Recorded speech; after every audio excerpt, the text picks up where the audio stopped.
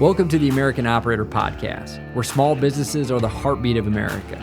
I'm Joseph Cabrera, and we dive into the stories of owners and operators who build and keep our communities thriving.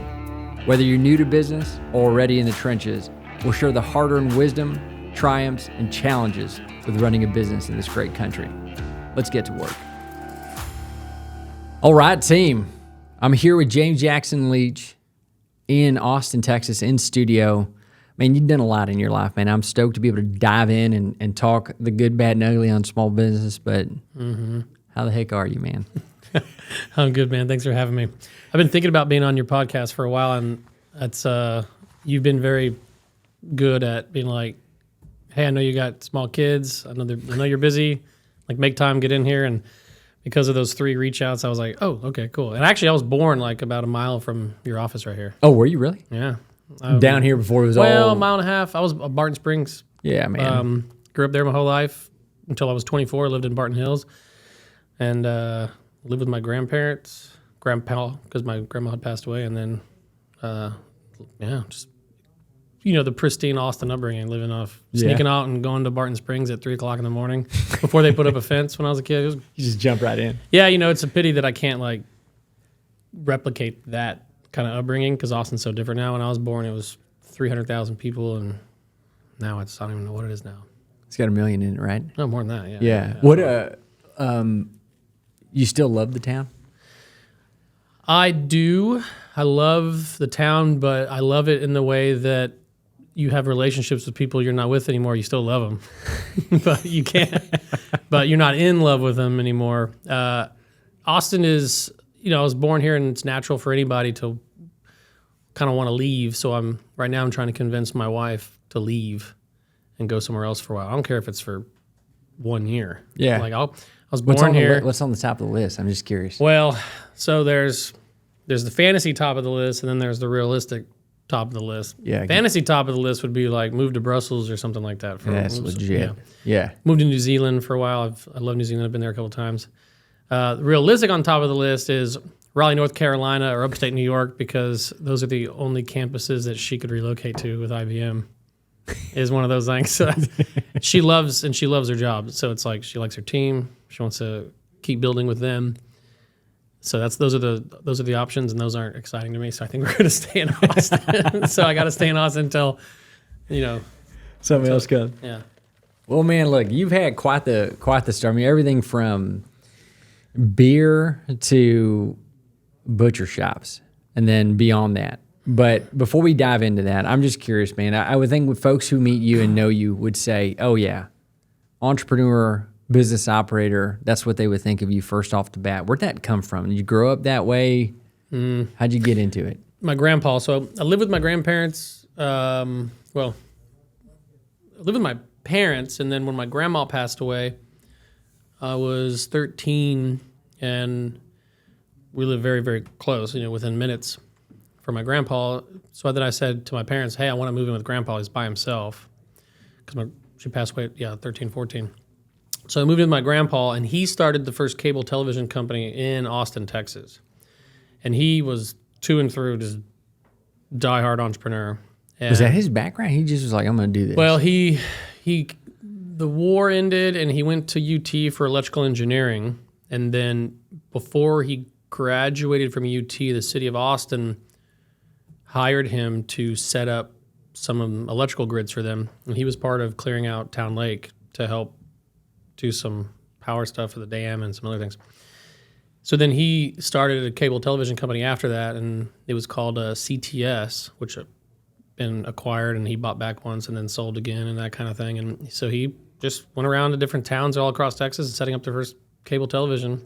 7 channels was a big deal. Wow, man. And that was his thing. And, we would just... So I lived with him until he passed away when I was 24. When I was 24 when he died. Wait, how old were you when you moved in? 14. Your folks are like, that sounds good? Well, my mom... I'm a middle child for one thing, so you're kind of always skating through. But when I say minutes, it was literally like my mom could leave her house and their house, and they'd be there in 3 minutes. We're all living in the same area. Yeah. But just so it wasn't just him and the dog, and they were excited about it because both my parents didn't want him being alone. And it just had, I also was just over there every weekend anyway. We spent a lot of time together. My brother and sister, there's a pool and a hot tub. In my mind, I was like, Grandpa's lonely. He's got a hot tub. He's got a pool. He lives across the street from the Greenbelt entrance. This is a great deal. And it was a great deal for me. And then and then you don't think about it when you're young, but then later years go by and you become a caretaker. All the doctor's appointments, all that kind of stuff, grocery shopping. He was obsessed with going to play bingo with his new girlfriend that was, also in. Did you get any insight on why at that age that they become obsessed with bingo? Like, I am curious what that is, man. That's such a weird thing, isn't it? Yeah, I think he also loved for work, traveled to Vegas. I think he's kind of liked gambling a little bit anyway. I don't know, it's a social thing, you go there and you've got people in your age group, you're all chain smoking, and it's one of the places that got grandfathered into being able to chain smoke, and he smoked. But so as an entrepreneur, I was so fortunate in that I could go try something. I'd try all sorts of crazy ideas when I was starting very, very young, like writing theater plays, submitting theater plays into different playhouses, then starting my own little marketing branding operation, and then eventually starting my own theater company. And I'd come home with stories about, oh, this didn't happen, or I'm hiring these actors, and I'd tell him what was going on, and he would just tell me stories about what he went through and some things that somehow correlated. It was never like step 1, step 2, here's how you do this. And then in early 20s, 21, 22, 23, it got to a point where I was doing like pretty big productions. I had 80 people in my cast and crew. We were doing big theater things, and that's how I got into film too. I started writing for screenplays as well. Self-taught writer? Yeah. So from a young age, from the age of, I remember when my grandma died, I didn't know how to express the sorrow. So that's when I really started writing poetry. Yeah. When she passed away. Anyway, so my grandpa would just tell me these great stories, and at one point I'd be like, man, these people aren't showing up on time. This is happening. There's money on the line. It got more and more advanced over the years, and his stories became much more advanced with linemen and, out drinking late, and then what he would do to discipline, and all these stories come up, and you just learn a little bit about operating, and you don't learn the technical 1 and 2s, but you learn the temperament through stories, mostly, in my opinion. Those kinds of stories. Obviously, if he said, well, if they show up late one more time, fire them on the spot and do this and then that. And, there was a little bit of that, but mostly it was narratives on things he went through, and that can make you go to bed at night and you wake up inspired to keep going. Do you find that when you were listening and tell stories, you talk about temperament, do you think that was it almost a deep dive into that's how humans work and that's kind of interesting? Or was it more like the building part that got you excited that from one story to story 72, you were like, wow, we're in a whole different world now because of what he's built? Man, it's both. The building part, it sounds whimsical, but the building part for me that's just inherent in the individual, wanting to build. Some have it more than others. Everybody has it to some degree, I think. I was reading a lot of literature when I was young, and I was really into certain authors. And then even before I considered myself an entrepreneur, there was Charles Bukowski was an author that I followed. And in the 70s, he was at this university giving a speech, and this literary student stands up and says, Mr. Bukowski, would you choose writing as a career? And his response is, son, you don't choose writing, writing chooses you. And I've always thought, I never considered myself an entrepreneur because it was kind of during the phase where you were not cool or everyone knew you were broke if you said that word out loud. Now it's kind of cool with certain influencers. But so through inherentness of building, but what his stories helped me do is with human nature, I didn't know that I was being trained for this, but the stories trained tolerance on human nature. Because the stories were people and the linemen that are setting up these poles that are working this kind of job, they're some of the roughest people around. And they want to stay out late. They get up early, they get the job done, and they get that paycheck, and you want to pay them in cash every Friday kind of thing. And so then when I was operating and I had different types of personalities around me at various times, I had this decades old narrative in my mind about how these people can how you should help form relationships with them and how you can help them regardless of their personality types. So I got that from my grandpa. Yeah, imagine now that you say that there, James, it's like, I imagine that there's a lot of similarities in like the actor group of folks and things of like the personalities and the characters that show up. One of the conversations we were having with some of these aspiring owner-operators the other day, which I think like our former military guys kind of get it, but the other folks who don't and they're like completely impressed with this idea and scared, is this idea that like you're going to have someone who is like your lead field supervisor show up drunk 2 days in a row. And you're going to want to fire them, but then you are going to know that your revenue for the next 3 months is directly tied to them. I guess that when you think about it, is it the Wild West to you? Like a lot of this stuff, when you think about small business, is there a lot of similarities in the way you thought about the days of It's hilarious. performing? The stories that I was told from my grandpa, they're actually still very relevant to today. You buy a brick and mortar, installation business or food company or anything like that. I mean, there's a little bit of class dependency on it and on which economic tier your staff might be in based on the style of business that you're buying. I mean, but it's still true. You got people form into posses at certain size of companies, and those people end up showing up late together because you know that they hung out the night before, and you realize that if you pay people on Friday and you're open on Saturdays, they might not show up on time on Saturday. So you stop paying people on Friday because they might be late on Saturday. You pay them on Thursday. Like you have to really start maneuvering into that kind of stuff. And I did that. Actually, that's a real example. I was like, I'm not paying people on Friday anymore. And that was with the first business I bought. And it's just like, that's clearly a story that my grandpa had told me at some point, like them not showing up on Saturdays when they're agreed to work overtime to, install some systems or something. And so he's like, all right, I'm not paying on Friday anymore. And I was like, oh shit, it's happening to me right now. What business was that? The first one you bought? The first one that I acquired through like an SBA loan was Longhorn Meat Market. Okay. And that was with, I don't mind talking about even those numbers. It was like $800,000 acquisition through an SBA loan, and it was a good deal because at the time, if the seller deferred 10% of the sale price, I don't know if they still do it, then you only had to put 10% down. So you can really, 10%, 80 grand plus closing costs, you have yourself a business, and hopefully you have some extra cash for operating capital, and you go in there and a million miles an hour. But as soon as you go in, you realize all the cultural things that you can't do through due diligence, which is why I would, in the future, say I'm going to work here for free. Like, don't pay me, and I'm actually going to work here. Like, free employee for 90 days. Like, I would do something like that now with an industry like that. Yeah. Not all industries, but an industry like that. What's a personality that you wish you would? What's a trait about it you wish you would have known ahead of time? Whether it made you different or not, what's something you wish you would have known about it?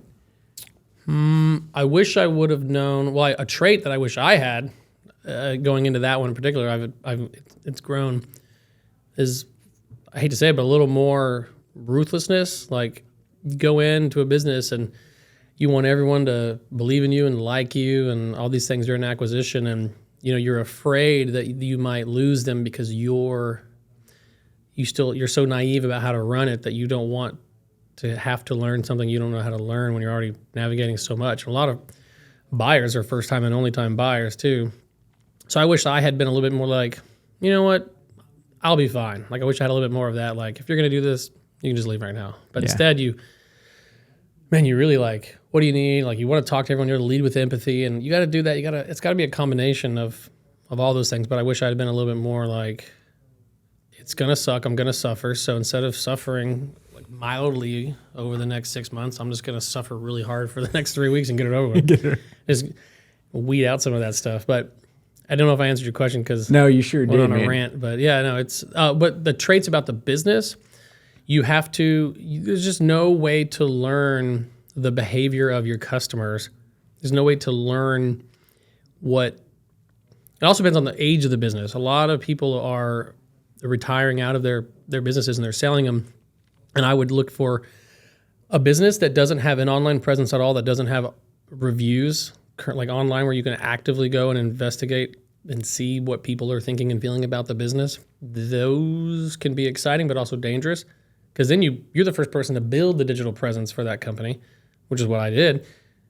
And then you have a platform where everyone who has all these pent up feelings over the entire history of that company can now go talk about that company. And you're like, oh, wow, I should not have started the Facebook page for this company. You didn't realize you're going to get 21 stars immediately. Yeah, and they don't know it's a new owner. They're like, or they'll be like, oh, my delivery, or my product was late. And I'm like, when was this? And they're like, it was 6 years ago. And you're like, oh my God, I can't delete this now. Like, how did this happen? So you have to like make sure everyone knows it's new and really set up this foundation stuff before you do that. But if there's already a presence, then you can really audit a lot of that stuff. What got you interested in the meat business to begin with? Why was that a good first start? Well, my parents raised cattle in Bastrop. I've kind of been in and out of that world a little bit for a lot of my life. And then this is where excitement can really get the better of you. You look at a P&L and you're like, this is a good deal. I'm gonna triple down on this. So it was mostly, I'm Texas kid. I owned a bar. Might as well own a meat company. And I had people who were a degree to the left of me that I knew that were going to want to be involved financially, and they were excited about that industry as well because of their upbringing in Texas and outskirts of cities here. And it was going to be a faster package than trying to buy some other type of company, and it was already making a fair amount of profit. So you kind of that's what you get excited. It's like the richest man in Babylon is, give money to the person who knows how to pick out good diamonds. And I probably should have worked there 90 days first before I bought it, just to go back to that one. But yeah, no, that was a big learning one. Was it for sale, or did you have to go meet the owner? Like, how'd you get it? It was not for sale. It was through the grapevine, hearing about the owner might be retiring, and then just being persistent over like a 2-year period and saying like, hey, I want this. Hey, I want this. And eventually they go, okay, you can have it. But we got to get it appraised. And then whatever the appraisal says, we both ordered an appraisal, and we just met at the meeting in the middle of it. And then appraisal came in, and it was kind of stern. There was no negotiation. The person was very like, this is the price. And then after back and forth for a little bit, it's like, okay, well, will you seller finance the 10%? So that I can get 10%. And that took a while. And then eventually the seller agreed to that. And we had a deal.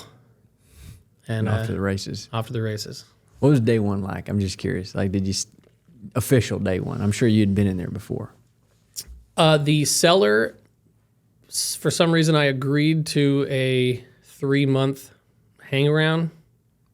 By your face, it does not look like a good idea. It should have been like 3-year stay around. Oh, 3 years.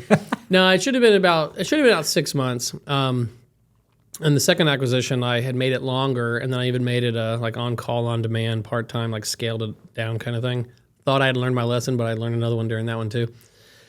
It was very casual because I had poked in a couple times, or a dozen times already before, where the staff could see me. I had been there a lot of times before and after closing, just measuring stuff and checking the equipment and having contractors look at things, tell me how fast this was going to break, because Murphy's Law is as soon as you buy it, it's going to break. Mm-hmm. And you don't know how these employees have kept this thing from breaking, but as soon as you buy it, it's going to break, and magically no one's going to be able to fix it at that time. But it was real casual because I tried to transition very slowly for the first 7 days. Go in, just say hi, and everyone already knew what was happening because the owners had already kind of made some, I don't know what kind of announcement, but everyone already knew. So you just kind of go in there, you walk around, you help out in little ways here and there, and you make sure you put on a butcher coat and move things around with them a little bit, and just kind of ask questions and just slowly transition in. And then really important over the first years to really literally get blood on your hands too, like cutting the meat and helping deliver and doing everything. You need them to respect you like big time from day one. And then most people who work in that industry, they're a little rough around the edges too, and they'll really respect someone that's, blowing their back out with them kind of attitude, even though everyone's wearing a safety back brace, but you get it. No, I totally mean. Okay, give me, maybe before we get into the weeds on the business, give me like a kind of paint the picture of what like day-to-day operations there looks like. You got animals coming in, you got things being like, just kind of paint a picture for me. So it's a very analog business in the beginning. So as a new owner, you're thinking, and this is advice for the 2 cents it's worth to people listening, don't change anything for at minimum 3 or 4 months. Like, even if it's in a downward spiral and you think you have to do some super drastic things super quickly to pull it out, you shouldn't bother the business if that's the case in the first place. But I went in so excited about digitizing, getting it out of its analog. Everything was on handwritten invoices. Everything was on paper. It's like the yellow thing where it's like carbon copy, stick it on the needle. And no, 100%. And so you're like, okay, well, I need to make this better. And I probably spent too much of my emotional bandwidth on that side of things and modernizing it instead of just saying, I'm going to let this thing run exactly how it's run because it had been around for decades. I'm just going to let it run the same way it's been running. It's clearly been working. So I screwed it up by trying to change it too fast, and I caused more problems. Not that they weren't good problems that needed to be, or things that needed to be solved anyway, but they were problems that I didn't need to make into problems right then. They could have been a problem a year later, but I put too many problems in the basket at once because I was trying too quickly to. Because it was slowly year over year losing some revenue, from X millions and $100,000 less, $100,000 less, 100. It was a distressed business. It was being neglected. Yeah. It was still very profitable, but it was clear that, the seller also was very disgruntled about Austin and just didn't like the world changing kind of seller, which could be to people's benefit having that kind of person. So it's again, I forgot your question. But when you said you were like, don't change anything, but if you paint a picture, like what was the analog day like? Like, just give me an idea of what morning to end show looks up like. And you had voicemails. So it was 75% wholesale, 25% retail. Restaurants ordering for their everything from places that you've heard about and eaten about in Austin, all the way down to the smallest food truck, and they would all leave voicemails for their order. So you get there at 5 or 6 o'clock in the morning and you just listen to dozens of voicemails. Really? Just like, hey, Longhorn, I need X number of pieces of steak. And these orders would come in all throughout the night. Restaurant kitchen staff, sometimes these restaurants don't close till 10 o'clock and they don't do inventory till 11 o'clock and they're calling you at 11:30 at night, leaving a voicemail. Those kitchen managers are the, heart and soul of that, keeping that place alive. Yeah. So you listen to the voicemails and you hope that you understand enough Spanish, or someone there does, because a lot of the orders were coming in from restaurants and the whole order was in Spanish. You write it down on your order template. They'd say how many pieces they want, and you had to go, and after you processed it, you'd weigh it. So then everyone had to you hand the order cards to the team in the back. They process everything, whether it's 1,000 pounds of ground beef for a pizza joint, or a bunch of filet mignon. They'd weigh it and write the weight on the order cards, bring the order cards back up to the front. Person with the invoices then writes all the weights, checks what we paid for the carcass, and then does their math and totals out the invoices, all just back and forth from the front and the back. Then tears off the carbon copy and hands them to the driver as the people in the back are loading up the 3 vehicles for delivery, and just off they go. And they come back and they hand the signed copy of the carbon copy back to the office. So we have our original one is the receipt. The restaurant has one, and then we have one that has their signature on it, and those go in a certain box. And at the end of every day, the bookkeeper just punch in the books, and I can check on my phone and go, oh, that's how much money we made today. That was very. Were they paying y'all instantly too, or like? No, there's some restaurants were on COD, cash on delivery, and then some were net 30. Like, I think, like, we still have a deal with the airport, and I think they're net 30, and that's a huge carry. I mean, because some of those things are, hundreds of thousands of dollars a year of product just for one restaurant. So that was, you start wanting to figure out ways to get, you like net terms, because then you're competing with Cisco, because then Cisco's offering everyone, who has a decent profile net terms.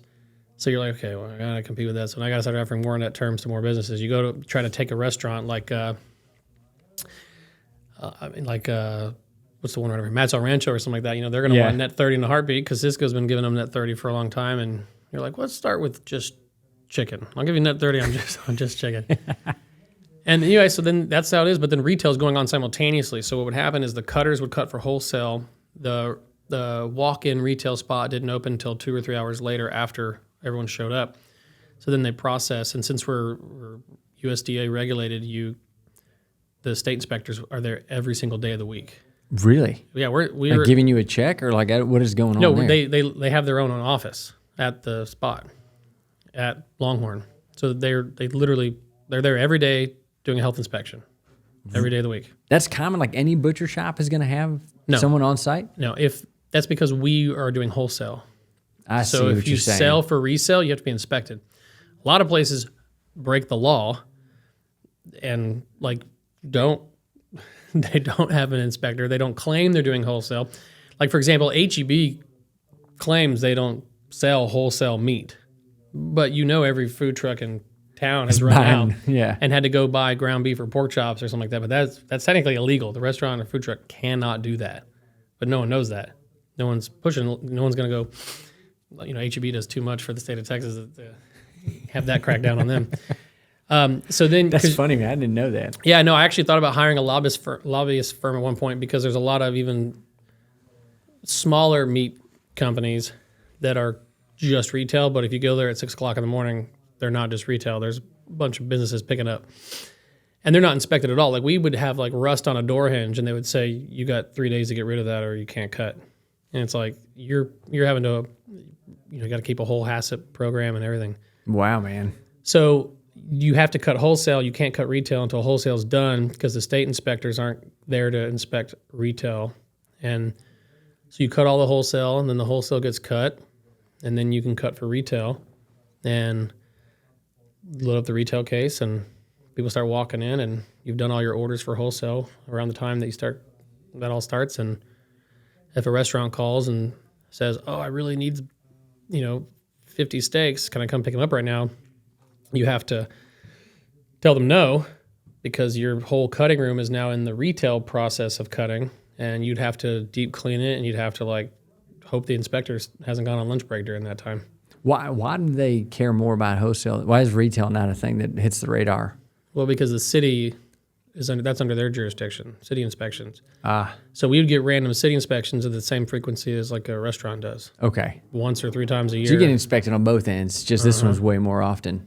Oh, every Monday through Friday.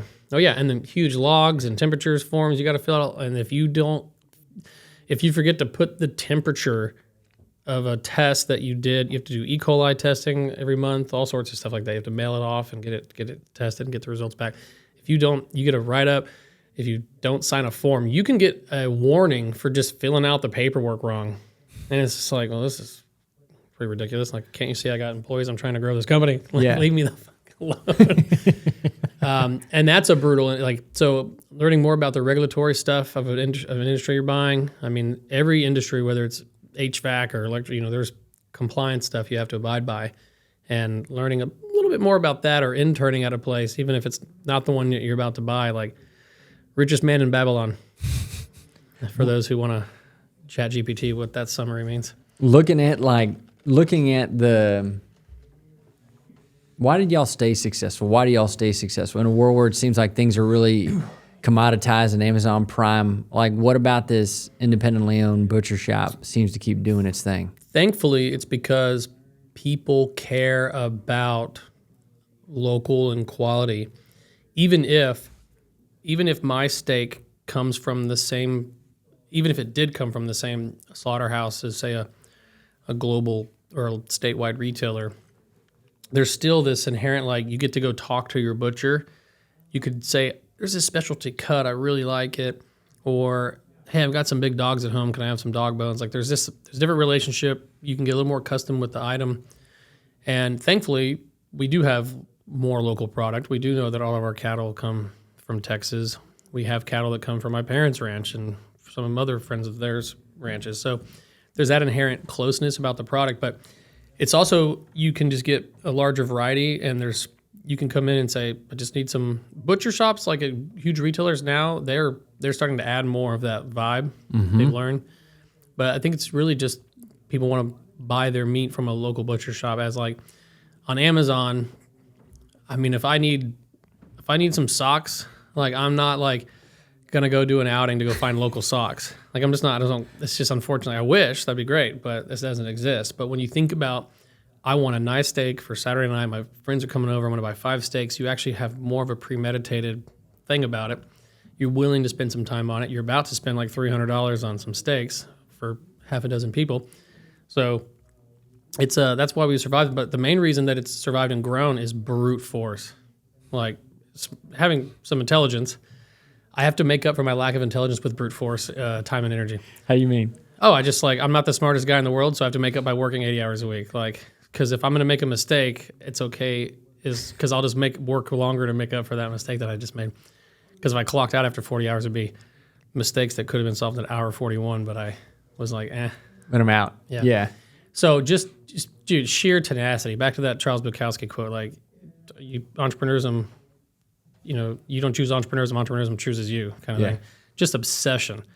So I put everything on Shopify. Like COVID started, and we had no online store because that's the one thing I was waiting to do for buying online. So I was modernizing everything, but COVID started. I built a Shopify store with all of our SKUs on it, like a maniac in 3 days. Launched that sucker, and it was huge. Was it? I forget, man. Was it for pickup or delivery? Curbside and delivery. Yeah, man. And it was like a lot of businesses did well during COVID, despite like I got to notice, hey, restaurants have to shut down. That's 75% of our revenue because of COVID. I was like, well, I guess I walked into the place. I drove there thinking I'm laying off like everybody today, like most people. What else am I going to do? Yeah. And I had the notice. I don't think restaurants had to close for like, I don't know, another like 2 days or something. Like, hey, you got a couple days. So I just like woke up in the morning and I was like, okay, I got to plan this out. How am I going to do this? This is going to be the hardest thing I've ever done. I drove to the market and there was a line of people down the street standing outside to get inside to order. Are you kidding? No, man, it was wild. So I drove there to lay everyone off, and instead I had to hire like 15 more people. Crazy, wild. What were they just? Man, because COVID because HEB had also coincidentally put out a notice saying you can only buy 2 units of meat like per person. That's right. I forgot about all those restrictions. And slaughterhouses were claiming prices were going up, and things couldn't be made, and which a lot of people got investigated because like there was never a single shortage. Like I never placed a wholesale order from a slaughterhouse that they couldn't fulfill. And everyone was saying like, oh, meat prices are skyrocketing because there's a huge shortage. I don't know if I was being prioritized, but then eventually a big pork company got sued because they were price fixing with another company. That did happen. So yeah, there's a line out the door, and it was like, I guess I'm not firing everybody because it actually flipped 75 retail, 25 wholesale. Once restaurants could open back up, it took a long time for that. And it never went back up to 75% because of so many new people found out about us during COVID because they could get meat delivered and they could do curbside. It stayed at a 50-50 split from thereafter. You happy with that? Like, was it good that you went up on retail, you think? Margins got to be better. Margins are better, but if I had it my way, we would only do wholesale. Why is that? It's a burden to have to hire people. Like, so customers drive, like when people say like small business owners or what's creating the economy, it's the consumers that are creating the economy. And one restaurant ordering 1,000 pounds is very different than 1,000 people ordering 1 pound things of meat at a time. And you have to have a lot more people to fulfill those 1,000 1 pound, packages. A lot of work. And we had 50-pound cases for restaurants ordering. So it's literally one guy standing at a machine just filling up 50-pound boxes at a time. And while he's standing there just daydreaming while the box is filling up. Instead, you got a line out the door, people hand wrapping like maniacs to just meet the demand. You got to pay them all, $20-something bucks an hour. And at the end of the day, you made better margin, but you spent a lot more time and you made a little bit more money, but it ain't worth it. Yeah, it's a lot more work on that front. Tons more work. people. Tons more people come to you saying they need time off. Tons more people having things happen in their life, and I got such a big heart that I have to. I want to listen to all of them and see how I can help. And it's like, damn, no wonder HR departments are in existence. Because, geez, when you were doing when you were getting that kind of when you're kind of getting that rocket ship, I guess during COVID going, did you ever think this was a flash in the pan? Like, okay, I need to capitalize on this growth, but we're probably going to go back to normal at some point. Or did you think, no, this is the new way of the world? Oh, I knew that it wasn't going to last forever. And one side of me was just pleading for it to end. It was the busiest time of my life at that point, as far as like going to bed super late, waking up super early. I mean, it was not enjoyable. It was a strain on the marriage and all sorts of stuff. But I'm also obsessed. Like, I'd be lying in the middle of the night checking my Shopify, and I was like, holy, I'd wake up in the morning and there'd be like, I'm not kidding, man. There'd be 20 grand in sales overnight of just people buying meat. Like, you're just like, well, I guess I should probably go in early because it's going to be awful today. And it's funny to go in and be stressed out about how much work you have to do from all the money that you just got in. You're just like, what a weird predicament to be in. But I wanted it to end. Handful of people who invest in the company sure didn't want it to end. Yeah. And it was good that it did. And eventually people, who we hired during, their passion was restaurants, and the restaurants opened back up and they went back to working in the restaurant industry. A lot of the people who came in for, say, half a year while the restaurant industry was and still is kind of recovering from COVID. But yeah, it's stabilized now. And now it's back to, the aiming for 10 or 15% year over year growth kind of attitude instead of doubling in a night. You want that more long-term trajectory plan. Do you, speaking of the folks who work there, is it like a regular trades where there's a certification and you're a journeyman and then you do this, or is it more on the job, and how does that training cycle work for them? There are schools that teach it, but there is no place in the world that's going to teach the butcher how to become a wholesale processor. Yeah. You have to just go in there and get your hands dirty. We hired people before who had tons of experience at Whole Foods meat counter, who knew how to cut nicely, and they cared about aesthetics and presentation, all that. And they were some of the not greatest hires because they had been trained over years to go slow. Yeah. And you're like, no, man, we need to move. You gotta wrap that and twine that thing 5 times faster. And everyone thinks they're a Picasso and they come from trade schools like in Newark to butcher schools and stuff like that. In my experience, the best hires we ever made were just rough around the edge mechanics that are used to just being dirty all the time. And those people, you're uncomfortable. You're in a room that's 50 degrees. You're just constantly banging your finger on something, and you're kind of cold all the time. And the people who are used to having a day where they show up moderately clean and they always guaranteed know they're leaving dirty, those are the best people to hire for roles like that, industries like that, for sure. Yeah. And you do need 1 or 2 people on staff that are artists, because they'll help guide the retail program to be elevated. And you need that in an emerging city, an emerging part of town like Longhorn, because whether you agree with it or not, the demographics change very quickly in East Austin and have changed. And there was a time when there was someone in the retail area that was clearly they said it. They're like, I got $20. What can I get? And the person next to them rolled up in a Tesla, and they're picking up their prime grade, prime rib thing for the holidays, and it's $300. And they are in and out literally within 5 minutes buying that thing. Whereas people who are shopping and who are from that neighborhood, they're coming in and they're spending more time, and it's a different culture. And you're like, wow, this neighborhood is in a bit of a pickle. Yeah. And then you're like, I got to pay homage and pay tribute to all the people who've kept this business alive for so long. So you keep the same food, the same items that they've been used to, and then that you got to slowly add the more high end items. And as you start having $40,000 property tax bills every year, you're like, oh, we got to start selling Wagyu.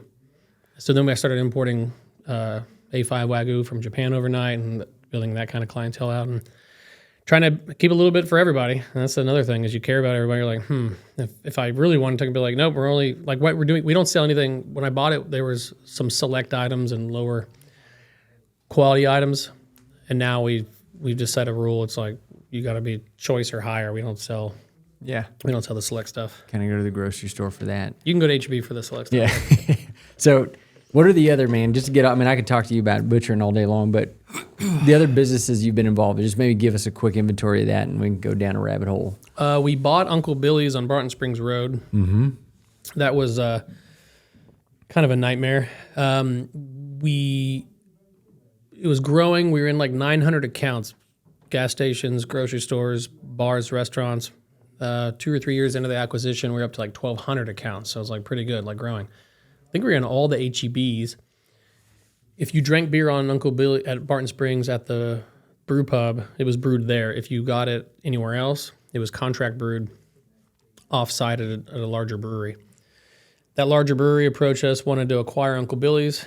We said yes. And then right before the acquisition, they got sued and filed bankruptcy.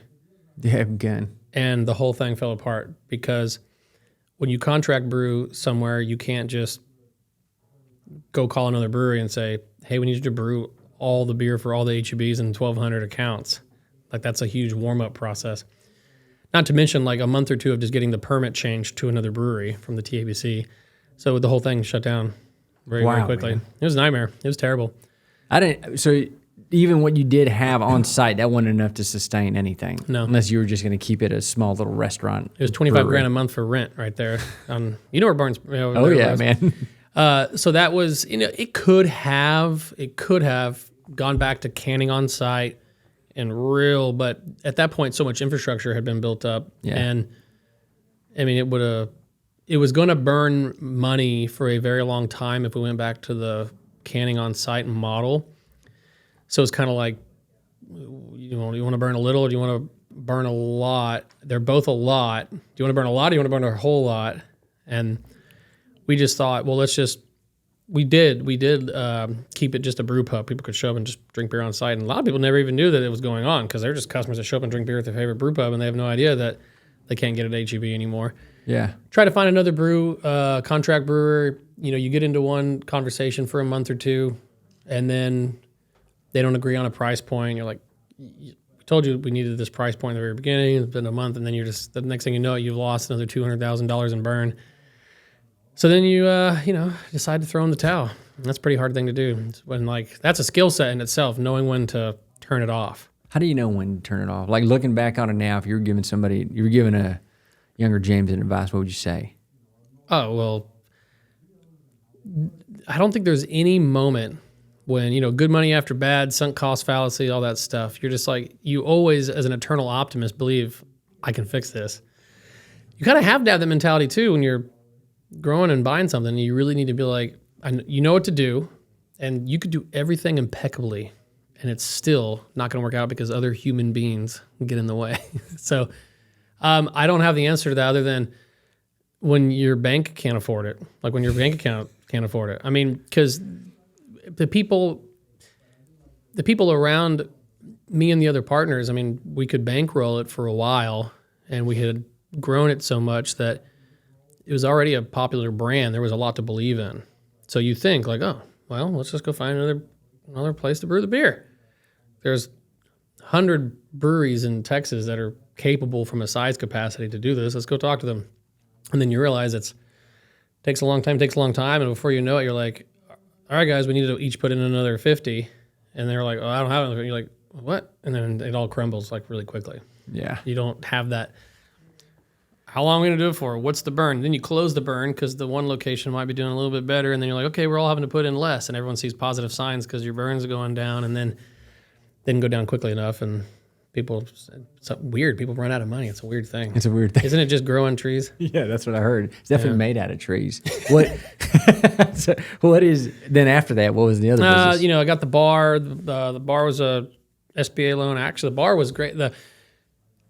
The city of Austin is partly responsible for the creation of Mort Subit downtown Mort because Subit.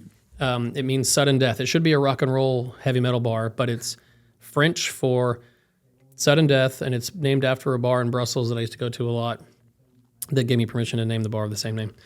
The city, I knew someone in the economic development department in Austin, and they said, we're starting a new thing, economic development stimulus program, where we're partnering with banks to help businesses launch.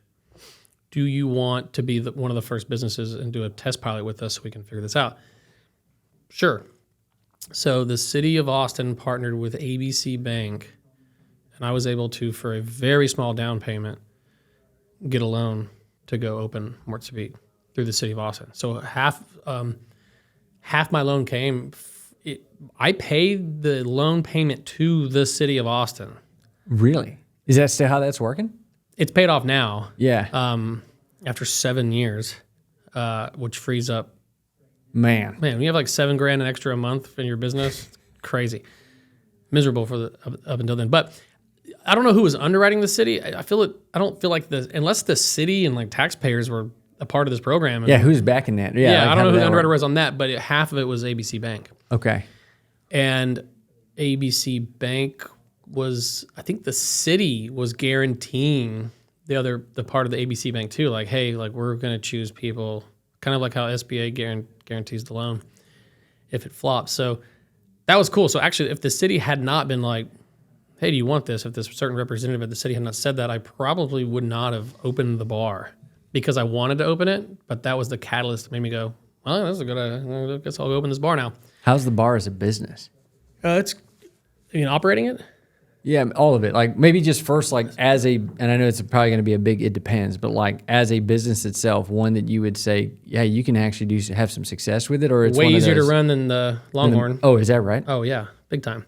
We got like 7 people, and versus like the 20 something at Longhorn, and the hours are very different. Instead of people showing up at 5 o'clock in the morning, they show up at 10:30 in the morning, start setting the bar up, and they go home. The bartender's second shifts, they go home at midnight, and you only max ever need 2 people at that place, and it's higher etiquette, higher type of clientele that come in because it's a higher end product, and ticket price is higher, and people show up, lawyers and doctors, and they're there just shooting the shit, drinking a beer, downtown Austin.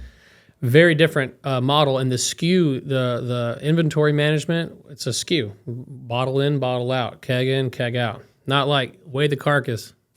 What does it weigh now after you trimmed everything off? What do the bones weigh? How much do we throw in the trash? How much do we throw in the bone grinder?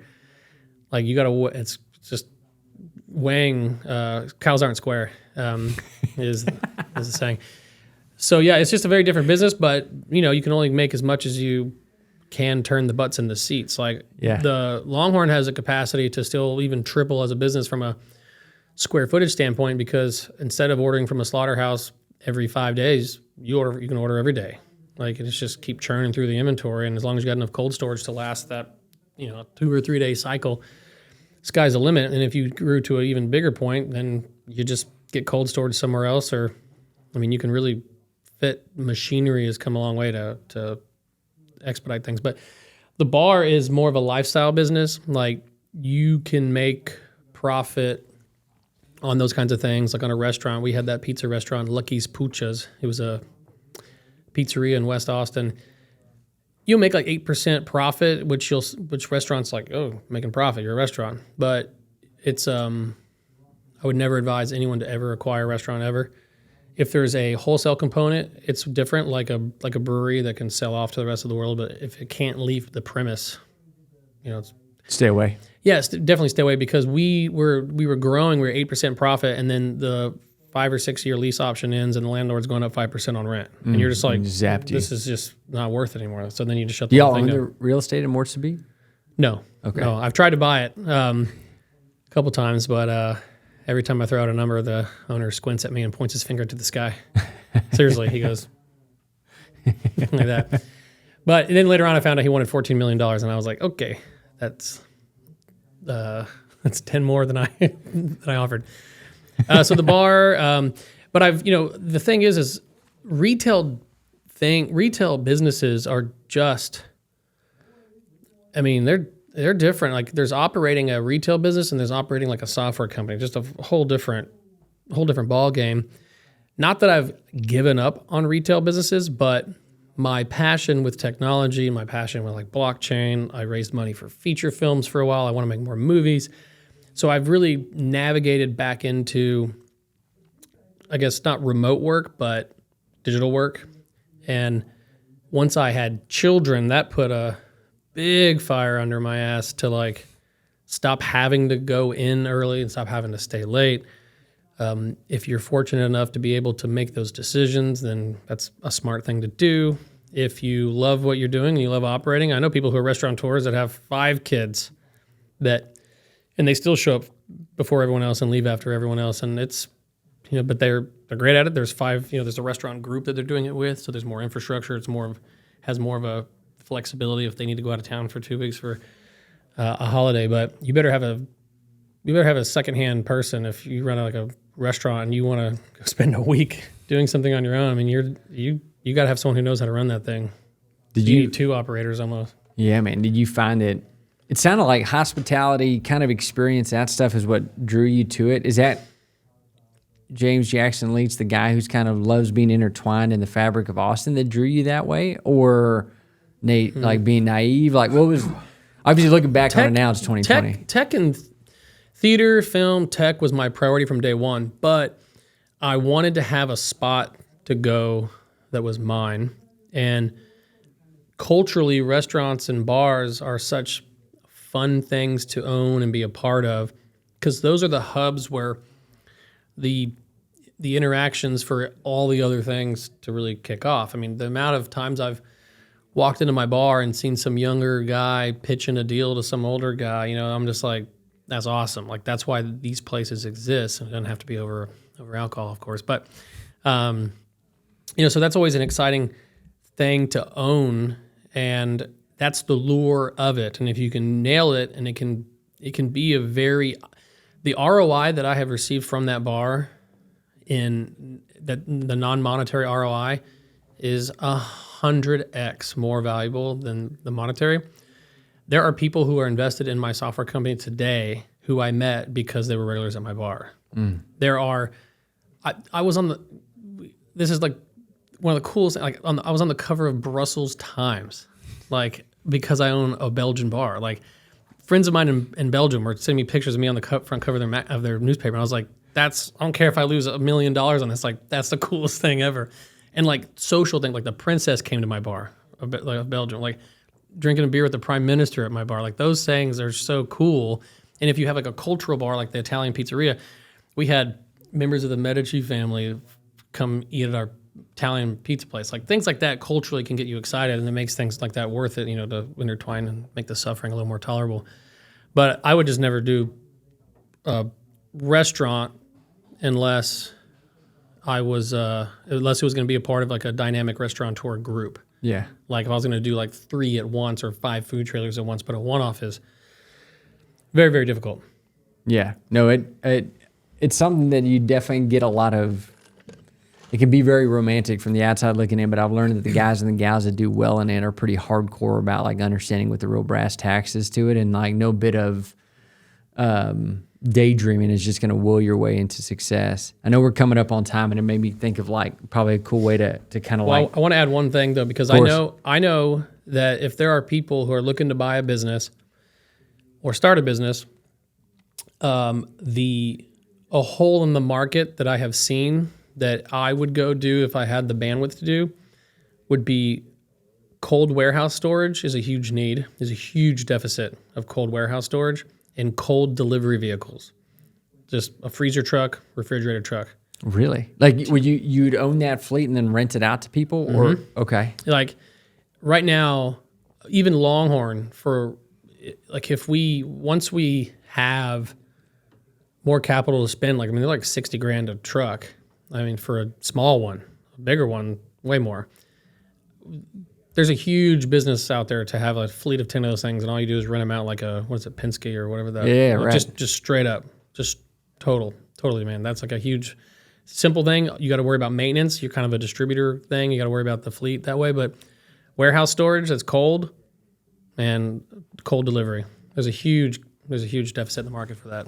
Imagine speaking firsthand. Looking back on all the things that you've done and the things you continue to do, any parting like words of wisdom that you'd go, if I was doing it all over again, these are the things I'd pay attention to. And I'm sure that might be a long list, but anything should just come to mind immediately where if you think about folks maybe tuning into this going, yeah, I want to get down this road, you'd go, hey, these are some speed bumps to watch out for. Oh, the main thing would be to somehow internalize. This is impossible to do most of the time because when you're looking at the numbers and the project and the plan, if you're somehow able to do this, assume the business is going to take all your plans, assume it's going to take twice as long for them to actually unfold, and assume that even if it takes twice as long for them to unfold, also assume that it will make half as much money as it's going to make, as you projected it will make. And if it still is worth it after that, then go for it. But you're not different. No one's different than anyone else who's gone through this. It's not like you're the one. You might be the one in 100 that just bought the best business and it coasts along, but it's going to take twice as long and it's going to make half as much money. I swear to God. I mean, that's it. And if you want to be like, oh, not me, then that's a sign that you're a little too naive at how you're analyzing it. Like, it's not going to happen like that for me. It's like, well, just do the exercise because odds are it is going to happen to you. And that goes hand in hand with what you were talking about earlier about being able to walk away from something and not getting too romantic about it. It's like pressure test that thing, and then do you like it still? Are you still in love with this? Yeah, and the reason I bring up the cold storage stuff is because a business that has very clear fixed operating costs that can scale above those fixed operating costs, with those fixed operating costs only going up incrementally as you scale. Like a big warehouse, it's going to need to be cold. You know what that electricity bill is going to be every month. And then nothing goes up. That one forklift operator, he can manage 33% of that whole warehouse. Your job is just to go do sales, get more business in. That's a clean, clear, very good business that I think that's the next thing I'm looking into buying is something that.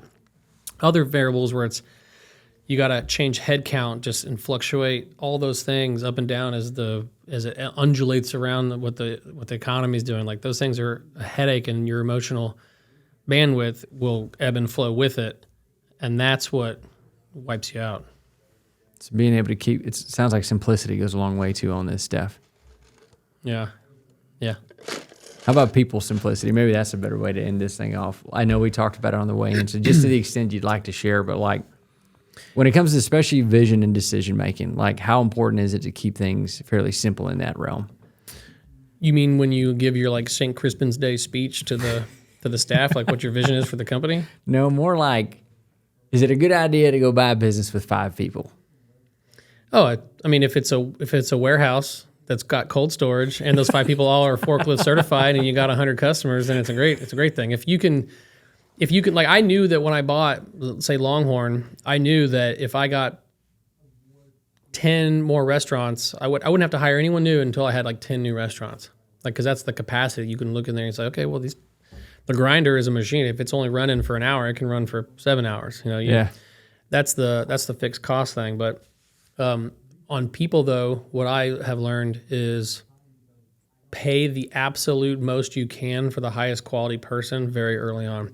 Do not try to keep people at the low rate and just wait for them to come asking for more. If they're the most solid person for the job and you believe that they're amazing, give them more money immediately. And if there are people who are asking for more money, or even if they're not great, like you have got to have the most solid team, and you have to overpay. You're not technically overpaying, but at the time it's going to feel like you're overpaying. Overpay for the best people very early on, and just make it your burn. You're going to lose money. You're going to burn. You need to burn. Burning on that will make the other things stop burning faster. And then then your culture is fixed almost immediately. Also, if there was a bad one to begin with, that's what I should have done at a couple of these things.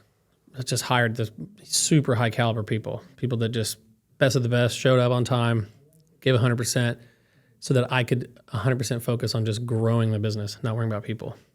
Worry about like trying to fix all the little holes and leaks and things like that are going on. Yeah, I mean, there was literally a hole and leak somewhere, and instead you're thinking about why Dylan didn't show up when you could have just paid the other guy the $3 more an hour but you were like trying to skimp out, and you're like, man, I should have hired the other guy and paid him $3 because he would have been there that day. Yeah. You wouldn't be worrying about this problem right now.